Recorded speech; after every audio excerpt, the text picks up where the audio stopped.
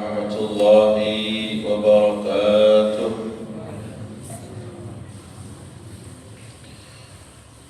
Alhamdulillah, wassalatu wassalamu ala ashrafi khalqillah, Sayyidina Muhammad ibn Abdillah wa ala alihi wa sahbihi wa man walah. Wala hawla wala quwwata illa billah. Alhamdulillah atas segala nikmat, rahmat, taufik, hidayah, perlindungan, penjagaan yang Allah Subhanahu wa taala selalu berikan kepada kita sedari dulu. Dari kita berada di dalam rahim orang tua sampai saat ini, ialah Allah Subhanahu wa ta'ala yang tidak pernah melupakan kita dari dulu. Makanya kata ulama,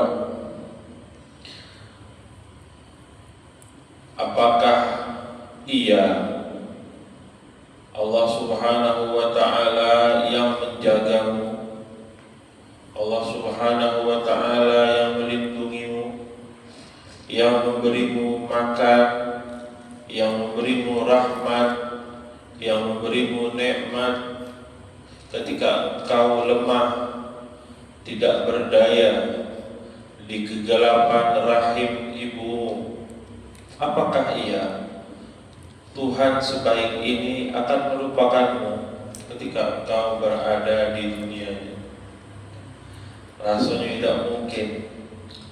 Kalau kita tidak berdaya pun dijaga oleh Allah, rasanya ketika kita sekarang berada di kejayaan kita dengan kekuatan, kemampuan dan lain sebagainya, sudah pasti kita tetap dijaga dan diberikan rahmat serta nikmat. Makanya ada sebuah syair yang berbunyi, Allahu awwadakal jamila faqis ala ma qad madha. Jangan takut akan apa yang ada di hadapan kita. BBM naik, rupiah menurun. Jangan takut. Allahu awwadakal jamil. Selama ini Allah Subhanahu wa ta'ala telah memberikan keindahan, kenikmatan kepada kita. Kita yang hidup 30 tahun, selama ini 30 tahun kemana balik? Kalau segala 30 tahun ini Ia menjaga kita dan memberi nikmat, maka 30 tahun ke depan, bahkan ratusan tahun ke depan, buah-buah. Begitulah Allah Subhanahu wa ta'ala tidak akan berubah sedikit pun. Alaihissallahu bikafin 'abdahu wa yukhawifunaka billadina min duni. Bukankah Allah Subhanahu wa ta'ala yang mencukupi hambanya? Ya Allah Subhanahu wa ta'ala. Tapi mereka membuat kita takut dengan hal yang selain. Kita dibikin takut akan rezeki, kita dibikin takut BBM yang terus naik, walaupun memang pegel, kesel iya, takut tidak, kesel. Lihat BBM yang naik, rupiah yang menurun, kesel gitu. Tapi tidak boleh takut, karena kita memiliki Allah Subhanahu wa ta'ala yang akan selalu menjaga kita. Insya Allah kita tidak ragu dalam hal ini. Kalau BBM naik, rezeki kita pun ikut naik, supaya kita bisa beli BBM. Alhamdulillah, lakal hamdu ya Allah. Segala puji atas semua nikmat-Mu ya Allah. Nikmat yang sedari dulu kami rasakan, sampai saat ini kami rasakan, bahkan seterusnya. Jangan Kau cabut nikmat ini ya Allah, dan biarkan diri ini selalu dapat merasakan betapa besar nikmat-Mu ya Allah. Karena nikmat Allah Subhanahu wa ta'ala itu besar, nikmat Allah Subhanahu wa ta'ala itu banyak, tapi tidak banyak yang menyadarinya. Orang ngerasa dikit, aku tak boleh nikmat. Dan nikmat yang Allah berikan banyak betul. Yang sedikit itu orang yang menyadari nikmat tersebut. Wa qalilun min ibadiyasy syakur. Sedikit sekali hambaku yang bersyukur. Ya Rabb, jadikanlah kami orang yang sedikit itu. Kalau yang biasanya yang menang yang banyak, nah kami tak pengen yang menang yang banyak. Biarkan kami menjadi orang yang sedikit, yang pandai bersyukur kepadamu. Ma'asyiral hadirin rahimakumullah. Kembali kita kepada pelajaran kita ini. Sampailah kita kepada bab maqamul khaliq wa maqamul makhluq. Maqamnya Allah al-Khaliq dan maqamnya makhluk. Harus kita pahami perbedaan antara maqamul khaliq wa maqamul makhluk. Karena Allah Subhanahu wa taala sendiri di dalam Al-Qur'an kadang menyebutkan sesuatu yang sama, di lain waktu Allah menyandarkan hal itu kepada kita, dan di lain waktu Allah menyandarkan hal itu kepadanya.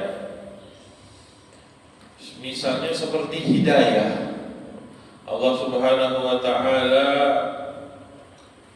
jelas betul berbicara kepada Nabi Muhammad, innaka la tahdi man ahbabta. Ya Muhammad, engkau tidak bisa memberikan hidayah kepada orang yang engkau inginkan. Artinya hidayah bukan di tangan Nabi. Akan tetapi di ayat yang lain Allah Subhanahu wa taala pun berfirman, wa innaka latahdi ila siratim mustaqim. Ya Muhammad, engkau dapat memberikan hidayah kepada jalan yang lurus. Nah, seperti apa ini? Di satu sisi Allah bilang tidak bisa, di satu sisi Allah Subhanahu wa taala bilang bisa. Di ayat yang lain lagi Allah Subhanahu wa taala pun berfirman, Allah Subhanahu wa taala berfirman masalah kematian. Allah bilang, qul yatawaffakum malakul mautil ladzi wukila bikum. Pakai tasdid, wukila. Katakan ya Muhammad, yang mewafatkan kalian, yang membuat kalian menjadi mati itu adalah malaikat yang sudah Allah Subhanahu wa taala wakilkan. Jadi Allah menyandarkan, artinya yang memberi wafat, yang membuat orang itu mati malaikat, kata Allah. Tapi di ayat yang lain Allah Subhanahu wa taala berfirman, Allahu yatawaffal anfusa hina mautiha. Allah lah yang membuat manusia itu wafat. Ini jelas betul. Ini sangat jelas sekali. Ada lagi beberapa ayat yang menurut penafsiran para ulama yang dimaksud tersebut adalah Nabi Muhammad. Dan kalau kita sudah memahami ayat tadi, maka penafsiran para ulama ini tidak akan membuat kita aneh. Di dalam suratul Isra, Subhanalladzi asra bi'abdihi lailan minal masjidil haram ila al-masjidil aqsa alladzi barakna hawlahu linuriyahu min ayatina innahu huwas sami'ul basir. Semuanya tahu as-sami'ul basir adalah sifat, bukan cuma sekedar asmaul husna, bahkan sifat wajib bagi Allah. Benar? As-sami' al-basir. Sifat wajib yang 20 ada di antaranya sifat ma'nawiyah. Di antara sifat ma'nawiyah ialah sami'ul basir. As-sami'ul basir. Nah, kata sebagian ulama mufassirin dan banyak ini ulama yang berpendapat yang dimaksud dengan As-Sami'ul Basir di dalam suratul Isra adalah Nabi Muhammad. Nabi Muhammad, bukan Allah itu yang dimaksud. Innahu huwas sami'ul basir, Nabi Muhammad. Lalu di akhir dari suratul Taubah, laqad ja'akum rasulun min anfusikum azizun 'alaihi ma anittum harisun 'alaikum bil mu'minina raufur rahim. Siapa yang dimaksud dengan Ar-Raufur Rahim di ayat ini? Sebagian besar ulama berpendapat itulah Nabi Muhammad. Padahal kita tahu betul yang Maha Rauf, yang Maha Rahim adalah Allah Subhanahu wa Ta'ala. Iya kan? Nah, inilah kita perlu memahami dan harusnya kita sudah menyadari ini, bahwasanya ada perbedaan antara maqamul khaliq wa maqamul makhluk. Ada perbedaan ketika sesuatu kita sandarkan kepada Allah dan ketika sesuatu kita sandarkan kepada manusia.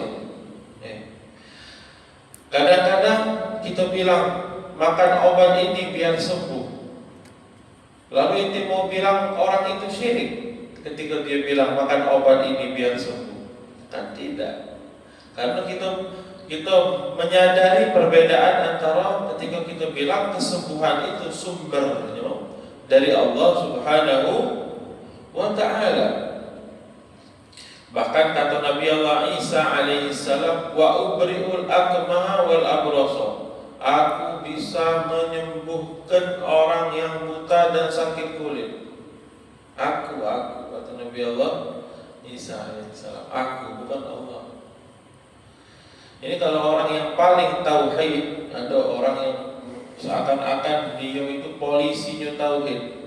Sedikit-sedikit dia boleh menilai orang itu kafir dan tidak, padahal itu bukan haknya dia. Itu Nabi Allah Isa dari awal dibilang kafir kan ya. Kok Nabi Isa dengan sombongnya bilang wa ubri'ul akmaha wal abrasa wa uhyil mauta. Selesai ke ayatnya. Biiznillah. Aku menyembuhkan itu, kata Nabi Allah Isa, dengan izin Allah Subhanahu wa Ta'ala. Di dalam bahasa kita ngomong sehari-hari, kita bilang misalnya kita lihat rumput yang sangat atau tanaman yang sangat subur. Kenapa ini subur? Iya, hujan. Lagi musim hujan, subur tanaman kalau musim hujan.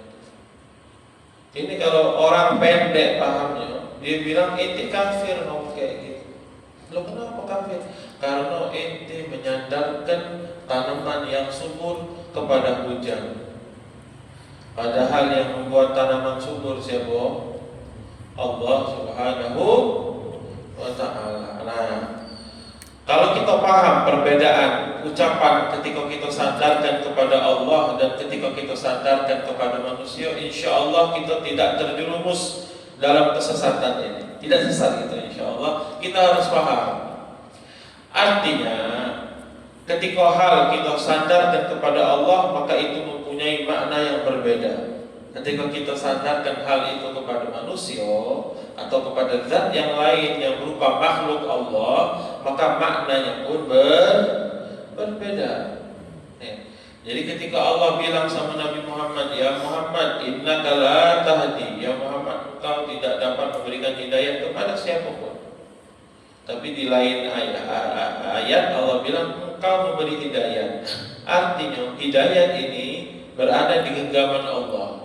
Allah yang memberikan hidayah kepada orang yang Allah inginkan. Tapi sumber hidayah, jalannya hidayah adalah Nabi Muhammad sallallahu alaihi wasallam. Enak, mudah kalau kita bisa pahami seperti ini.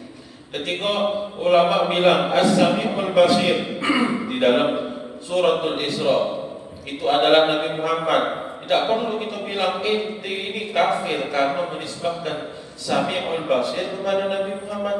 Toh kita manusia. Kita ini manusia. Sami' Basir. Sami'ul Basir. Allah beri kita pendengaran, Allah beri kita penglihatan. Itulah Sami'ul Basir.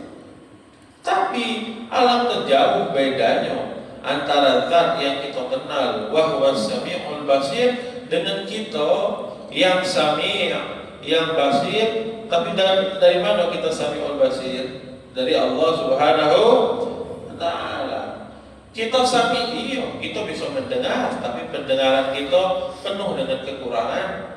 Kita bisa melihat, tapi penglihatan kita penuh dengan kekurangan. Ada yang matanya 4, orang matanya 2, dia matanya 4, pakai kacamata. Jadi kita betul-betul harus memahami bahwasanya ketika ini kita sandarkan kepada Allah, fahuwa fi ghayatil kamal. Allah memiliki sifat tersebut dengan berbagai macam kesempurnaan. Bahkan Allah Subhanahu wa taala adalah yang menciptakan hal tersebut untuk kita. Kalau anda boleh contohkan lagi, di antara sifat wajib Allah adalah hayyun. Hayyun itu kalau kita artikan dalam bahasa Indonesia, hayyun itu kalau kita artikan dalam bahasa Indonesia hidup. Padahal untuk Allah maknanya beda. Kita artikan dalam bahasa Indonesia hidup. Kita hidup kan? Hidup kita. Lalu apakah antum mau bilang hidupnya antum sama dengan hidupnya Allah? Hayahnya antum sama dengan hayahnya Allah? Tidaklah. Tidak mungkin. Kita tahu betul perbedaan antara hayah ketika kita sandarkan kepada Allah dan hayah ketika kita sandarkan kepada manusia. Hayahnya manusia dari mana? Dari Allah Subhanahu wa taala. Kalau sedikit pun diputuskan tali kehidupan oleh Allah Subhanahu wa taala, kelar hidup kita ini. Paham? Bahkan kata para ulama, nikmat yang Allah berikan kepada kita itu bukan sekali. Ini untuk kita membuka pikiran kita betapa besar nikmat Allah. Ketika Al-Faqih tadi bilang hayah, kehidupan kepada kita, nikmat kehidupan kepada antum itu jangan antum bayangkan Allah berikan antum hidup 60 tahun, nambah lah ini. Tidak, bukan gitu. Kata para ulama mengibaratkan nikmatul hayah yang Allah berikan kepada kita itu bagaikan tali yang tidak terputus. Artinya setiap detik nikmat itu Allah berikan. Kalau antum paham seperti ini, antum bakal merasakan kebesaran nikmat Allah. Jadi setiap detik nikmat hayat itu diberikan oleh Allah. Bagaikan tali yang terus, bagaikan arus listrik. Terus arus listrik itu jalan terus. Tak boleh stop. Kalau arus listrik stop, mati lampu. Nah begitu juga nikmat hayat yang Allah berikan kepada kita terus setiap saat ini. Jangan, aku tidak dinikmat oleh Allah. Nikmatul hayat yang Allah berikan itu terus, tidak putus-putus seperti itu, terus jalan. Bukan Allah berikan di depan setepok ini nikmatul hayat 60 tahun, baiklah, tidak. Allah terus berikan. Bagaikan arus listrik yang kalau Allah Subhanahu wa taala putuskan arus listrik tersebut, kita meninggal. Insyaallah kita meninggal dalam keadaan husnul khatimah. Itu kurang lebih kesimpulan dari kita bab yang akan kita baca untuk menambah keberkahan. Karena antum juga santri, kita baca apa yang dituliskan oleh Sayyid Muhammad Al-Maliki di dalam kitab ini. Innal farqa baina maqamil khaliqi wal makhluqi huwal haddul fasilu bainal kufri wal haddul fasilu bainal kufri wal iman. Wa na'taqidu anna man khalaqa bainal maqamain faqad kafar wal iyad billah. Ini kata beliau, pemahaman di dalam otak, di dalam hati antum mengenai perbedaan sesuatu ketika dinisbahkan kepada Allah dan ketika sesuatu itu dinisbahkan kepada manusia, ini adalah pemisah antara kekufuran dan keimanan. Kalau kita paham ini, kita beriman kepada Allah. Kalau kita paham ini, kita tidak akan sembrono, sembarangan menisbahkan orang kepada kekafiran. Bahkan nanti Abu yang menyebutkan di dalam kitab ini, dalilnya itu cuma satu, apa? Imanul qail. Kalau yang berbicara itu mukmin, tidak usah ditanya lagi apa dia yang kau maksud. Insya Allah dia sudah paham bahwasanya beda antara Allah dan manusia. Ada kawan bilang makan obat ini sembuh. Gak usah ditanya, yang tahu maksud makan obat ini sembuh itu Allah apa obat ini yang menyembuhkan. Tidak usah ditanya lagi. Imannya si pembicara sudah menunjukkan kepada kita dia ini paham. Yang dimaksud ini cuma penyebab baik. Wa illa musabbibul asbab, yang menggerakkan semuanya adalah Allah. Jadi imanul qail, imannya si pembicara itu sudah cukup sebagai dalil dia itu insya Allah paham antara perbedaan maqamul khaliq wal makhluq. Wa likulli maqamin huququhul khassah, walakin hunaka umuran taridu fi hadzal bab, وخصوصا فيما يتعلق بالنبي صلى الله عليه وسلم وخصائصه التي تميزه عن غيره من البشر وترفعه إليهم.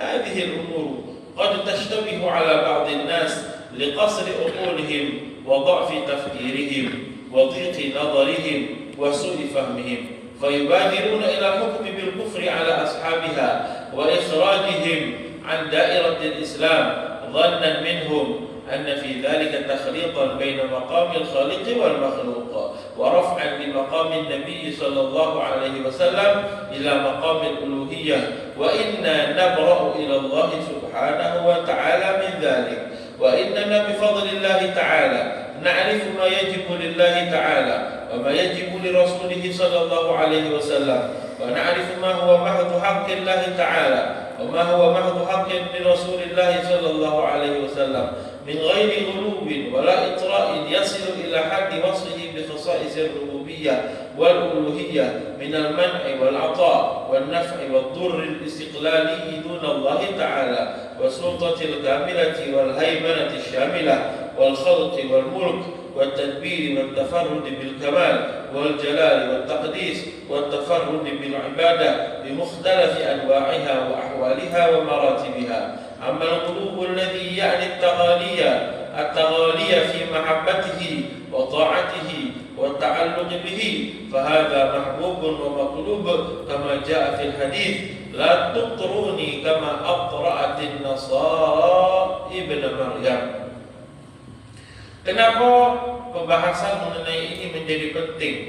Karena orang-orang di luar sana tidak mungkin bilang antum kafir karena bilang ayo pergi ke dokter ini supaya sembuh. Tidak mungkin mereka bilang kafir.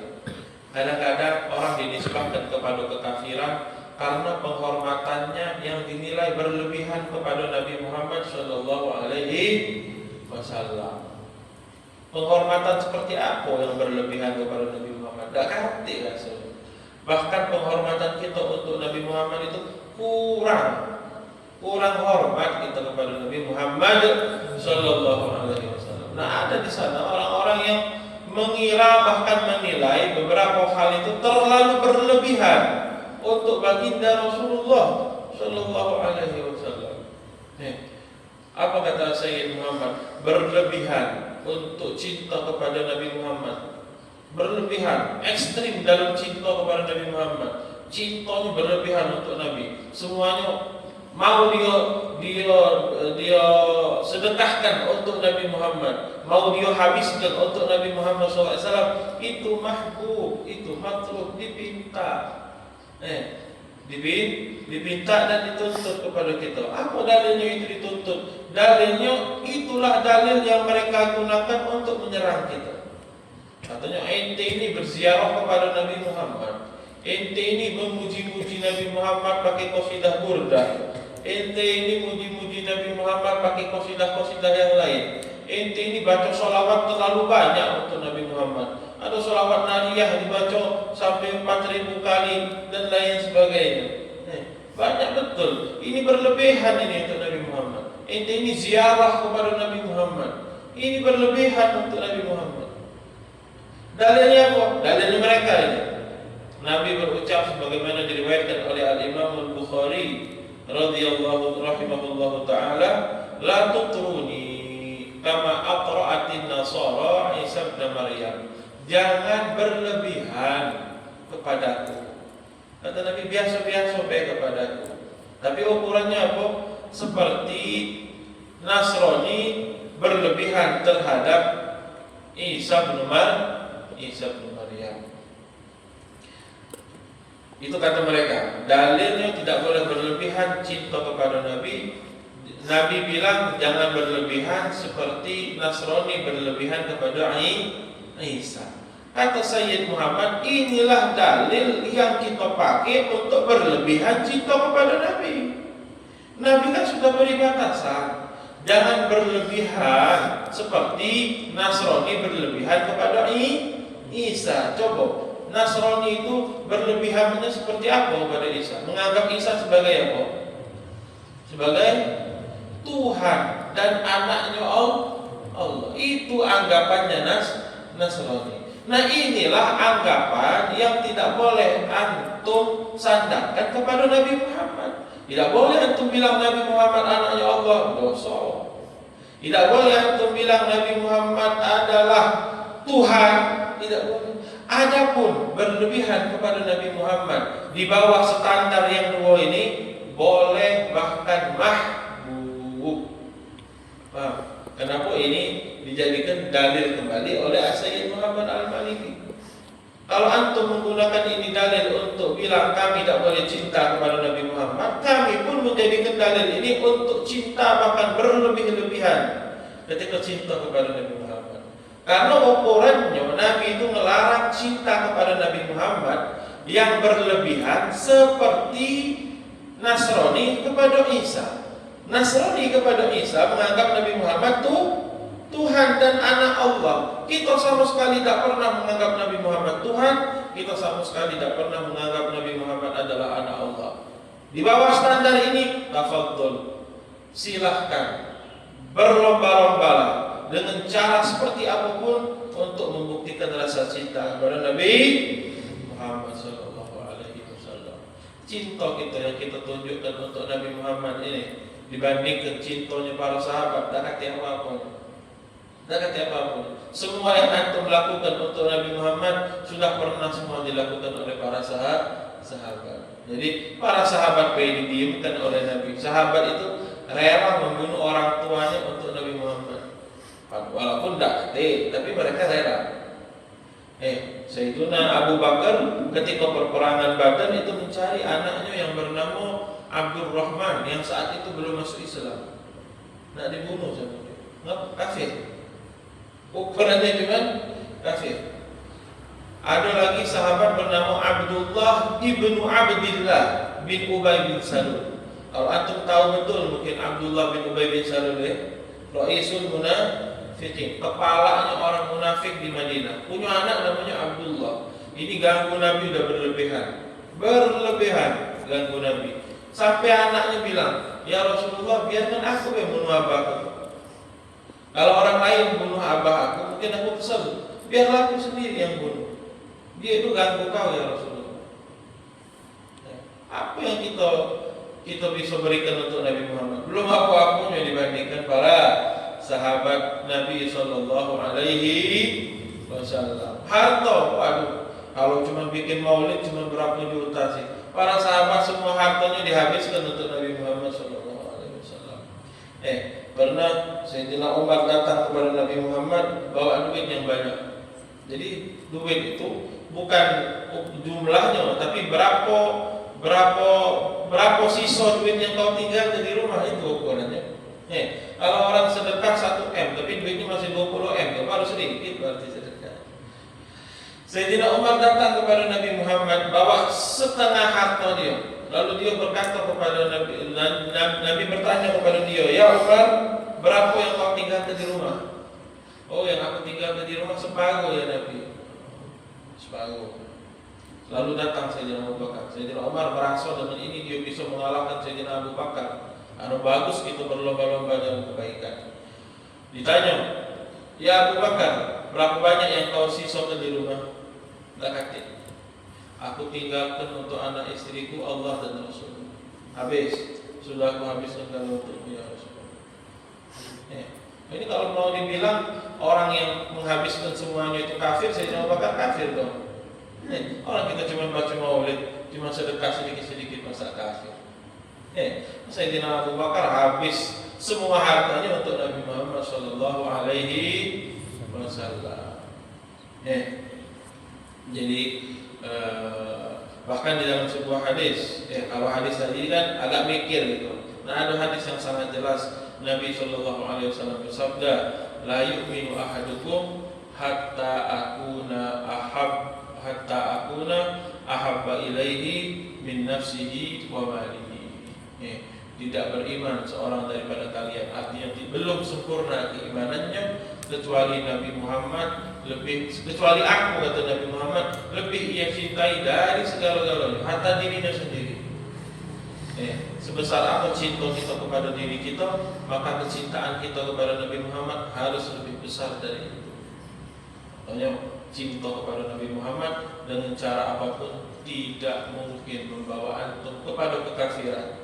Selagi kita tidak mengatakan Nabi Muhammad adalah Tuhan, kita tidak bilang Nabi Muhammad adalah anaknya Allah.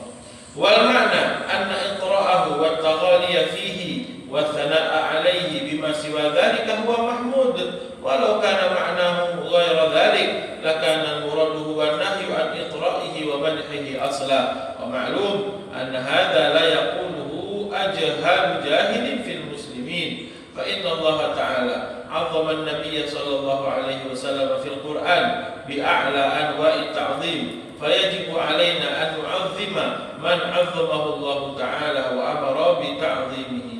Kalau ini hadis tidak kita pahami dengan cara tadi, artinya jangan berlebihan kepada Nabi Muhammad seperti Nasrani berlebihan kepada Isa, dan berlebihan kepada Nabi Muhammad di bawah itu boleh semua. Kalau kita tidak pahami dengan ini, berarti kita mau bilang kita tidak boleh muji Nabi, kita tidak boleh cinta kepada Nabi, kita tidak boleh membela Nabi. Nah, ini salah doang. Tidak mungkin bela Nabi wajib, muji Nabi wajib, bahkan Allah sendiri memuji Nabi. Membela Nabi, Allah Subhanahu wa taala mencontohkan bagaimana Allah membela Nabi. Kalau Nabi dibilang majnun, langsung Allah turunkan ayat. Kalau Nabi dibilang sahir, langsung Allah turunkan ayat. Kalau Nabi dibilang kadzib, Allah langsung bela Nabi Muhammad. Kurang apa pembelaannya Allah? Cinta kepada Nabi Muhammad sendiri yang menjelaskan. Allah pun menjelaskan bagaimana kita harus cinta kepada Nabi Muhammad. Artinya betullah pemahaman yang sudah kita pahami tadi. Jangan berlebihan kepada Nabi Muhammad seperti Nasrani berlebihan kepada Isa. Artinya jangan mentuhankan Nabi Muhammad, jangan menjadikan Nabi Muhammad sebagai anak Allah lah dan lain sebagainya. Di bawah itu tafadhol, silahkan berlebihan. Boleh antum ucapkan Nabi Muhammad Habibullah, boleh. Nabi Muhammad Khalilullah, na'am, boleh, kekasihnya Allah. Yang tidak boleh kita bilang Nabi Muhammad Ibnullah. Sisanya boleh antum mau ucapkan seperti apapun itu. Pujian apapun yang antum ingin puji untuk Nabi Muhammad, silahkan. Makanya kalau antum kan sering baca burdah, da'mat da'atun nasara fi nabiyyihimi wahkum bima syi'ta madhan fihi wahtaqimi. Tinggalkan apa yang diucapkan oleh Nasrani kepada Nabi. Sisanya tafadhol, lakukan, kata Al-Imamul Busiri. Jangan lakukan apa yang dilakukan Nasrani kepada Nabi-nya. Sisanya tafadhol, atau mau lakukan seperti apapun.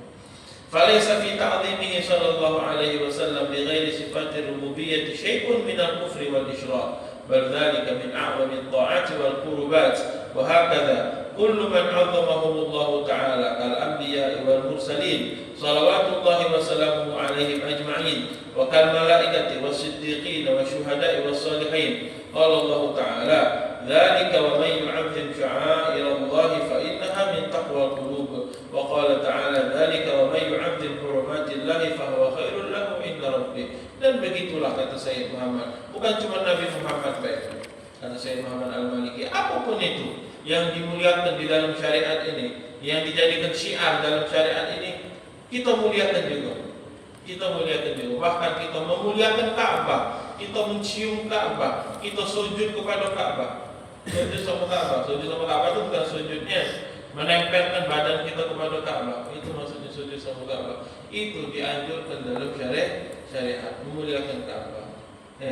Boleh. Sebab selagi kita tidak menuhankan.